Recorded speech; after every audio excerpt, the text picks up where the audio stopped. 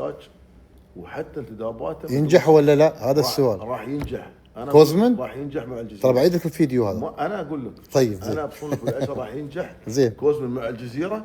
وانا اقول للجزراويه السنه هاي بتفرحون بعوده الجزيره سابق عهد.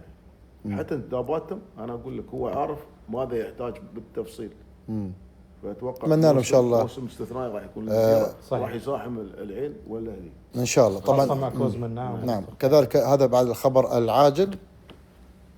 في خبر مهم. الأعلى للإعلام يشهر الكرت الأحمر في وجه التجاوزات، عقوبات غير مسبوقة تهدد نجوم الإعلام الرياضي، منهم طبعا الكابتن رضا عبد العال، أو حتى الأسماء خاصة يعني بعد مشاركة المنتخب المصري الشقيق في كأس العالم. يقول لك احتفالات مبالغ فيها، يعني ليش هالاحتفالات، ليش هالمشاركة؟ آراء كثيرة من نجوم الرياضيين أو اللاعبين السابقين في مصر. أبو ناصر. صحيح. العقوبات اللي أصدرها هي عقوبات طبعا حاليا نعم. لا زالت يعني ما طبقت بشكل رسمي، ولكن هي انذار انهم يراجعوا نفسهم. مثل الكابتن رضا عبد العال. المجلس الأعلى لتنظيم الإعلام، يعني أنا ومن خلال أتوقع البرنامج نشكرهم على أنهم، ونتمنى حتى مجالس الإعلام الأخرى أنها تحذو هذا الحذو. يعني البرامج الرياضية إذا كان فيها تجاوزات من بعض الأسماء، خاصة مثل اللي شفناه من الكابتن القدير رضا عبد العال، وكلامه عن الكابتن حسام والمناوشات خلال بطولة كأس العالم، كان المفترض أنه فالوقوف معها. لكن عبد الله أنا بعد أتوقف عند نقطة ثانية. تفضل. حتى الاتحادات الرياضية، اتحادات كرة القدم مثلا، يجب أن خلنا نقول تستحدث لائحة عقوبات حتى ضد الأسماء الاعتبارية الرياضية.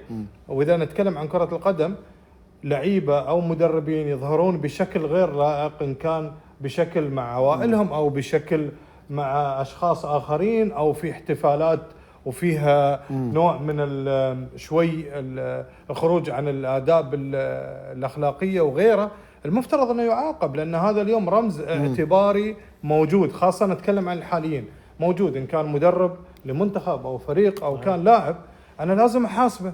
أنا أذكر كابتن المستشار مرتضى منصور حاسب وعاقب العملاق الأسطورة الزملكاوية يا الله اللي هو شيكابالا. نعم. وعاقبه لأنه ظهر في التويتر وتكلم بكلام وحط تغريدة وعاقبه وخصم منه 200,000. فبالتالي أنت يجب أن تعاقب اللعيبة اللي يتجاوزون أو المدربين المتجاوزين. وما يحتاج أتكلم عن خصوصيات، لكن شفناها في كأس العالم، وشفنا الاتصالات الأونلاين، وشفنا التسجيلات ليش تظهر للعالم. طيب نعم صحيح. الأمور هذه الخاصة. طيب أصلا هم نموذج طبعا بالضبط. الناس تشوفهم محبين، عندهم جمهور.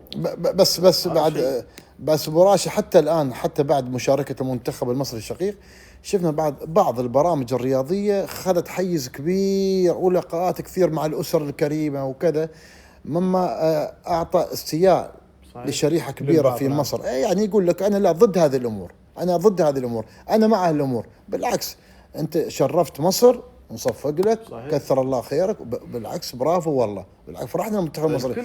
أما التجاوزات وكذا والخروج واللقاءات والنساء، لا لا لا لا, لا. هذا اللي ما نحب نشوفه بصراحة من مصر، أو حتى كذلك أي دولة عربية. اتكلم عن لمين مال وجدته، تكلمنا صرنا ساعة نتكلم عن لمين مال وجدته، شو نقول بعد؟ الله يطول بعمره، وناكل الطواجين مع عبد الله وابو راشد أيضا وياكل السفة، اعتقد ما في ياكل اليوم، يستاهل لمين مال.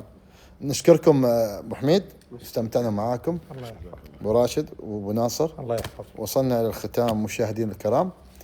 أعتقد هذه الحلقة الأخيرة لبرنامج كأس العالم. استمتعنا بصراحة، شهر تقريبا، حلقات طويلة. نحن استمتعنا في البطولة صراحة، والله بطولة حلوة. أنا استمتعت حتى أخوي أبو ناصر وأخوي عبد الله. نعم. واستمتعت والله استمتعنا. أنت خاصة المنتخبات العربية. متعتنا حتى بالشباب اللي موجودين، أخواننا. نحن نعطيكم بعض الكلمات الحلوة. طائرة تحت تسخين، منتخب غادر، يعني هاي اللي تعطي شوية رونق وقفشات للمنتخبات العربية. يعني عبد الله ما شاء الله عليك، يعني في كاس العالم يعني، وما بدلت، ما لبست قميص ثاني. لا ما لبست، لا. انت عارف انا شجعت